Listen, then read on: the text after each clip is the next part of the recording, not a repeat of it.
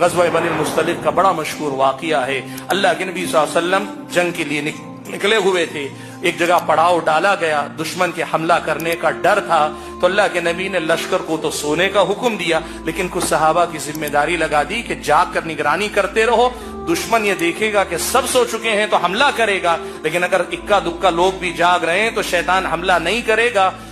باری لگا دی، ایک باری حضرت عمار ابن یاسر اور حضرت عباد ابن بشر رضی اللہ تعالیٰ عنہ کی، دونوں کی باری لگ گئی رات میں۔ حضرت عباد ابن بشر نے حضرت عمار سے کہا آپ سو لیں، میں جاگتا رہوں گا، پھر اس کے بعد میں سو جاؤں گا آپ کو جگا کر، آپ جاگتے رہیں میں آرام کر لوں گا۔ اب حضرت عباد ابن بشر نے عمار ابن یاسر کو سلا دیا۔ نماز سوچے اب جاگنا ہی ہے تو ایسے ہی بیکار جاگنے سے اچھا ہے نماز بھی پڑھتا رہوں، پہرا کا پہرا بھی ہو جائے گا، اللہ کی عبادت نماز بھی ہو جائے گی۔ نماز پڑھنے لگے اور نماز میں کھڑے ہوئے ہیں، دشمن نے دور سے دیکھا کہ سارا لشکر سویا ہوا ہے، ایک اکیلا آدمی جاگ رہا ہے، اس اکیلے آدمی کو گرا لیں گے، یہ اگر مارا جائے گا پورے لشکر پہ حملہ کرنے کا موقع مل جائے گا۔ اس نے تیر چلایا، نماز کی حالت میں حضرت عباد ابن بشر کو تیر لگا، نماز کی حالت میں ہی تیر نکال کر پھینک دیتے ہیں اور نماز جاری رکھتے ہیں۔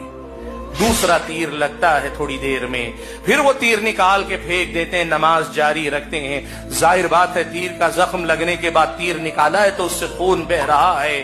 حضرت عباد ابن بشر زیادہ دیر تک برداشت نہیں کر پاتے، کمزوری اور نقاہت کی وجہ سے لمبا قیام نہیں کر پاتے، تو پھر رکوع کر لیتے ہیں، سجدہ کر لیتے ہیں۔ نماز کے دوران ہی لگتا ہے، بعض حدیثوں سے لگتا ہے کہ نماز کے دوران ہی اشارہ کیا یا نماز ختم کر کے اپنے ساتھی عمار کو جگایا۔ حضرت عمار ابن یاسر نے کہا سارا ماجرا سننے کے بعد جب پہلا تیر لگا تھا تبھی کیوں نہیں جگا لیا؟ جب پہلا تیر لگا تھا تبھی کیوں نہیں جگا لیا؟ حضرت عباد ابن بشر نے کہا نماز میں تھا اور قرآن کی ایک ایسی سورت پڑھ رہا تھا کہ دل نہیں چاہ رہا تھا کہ وہ چھوڑ کر اپنی نماز سے میں ادھر آ جاؤں۔ بھائیو سوچو وہ کیسی نماز ہوگی کہ جس میں تیر لگ کر آدمی کے جسم سے خون بہ رہا ہے، جس کی تکلیف بھی ہے، لیکن اس تکلیف پر اس نماز کی، اس قرآن کی تلاوت کی لذت غالب ہے۔ وہ سکون کیا ہوگا جو اس تکلیف پہ غالب آتا ہوگا، وہ اطمینان کیا ہوگا جو اس تکلیف پہ غالب آتا ہوگا۔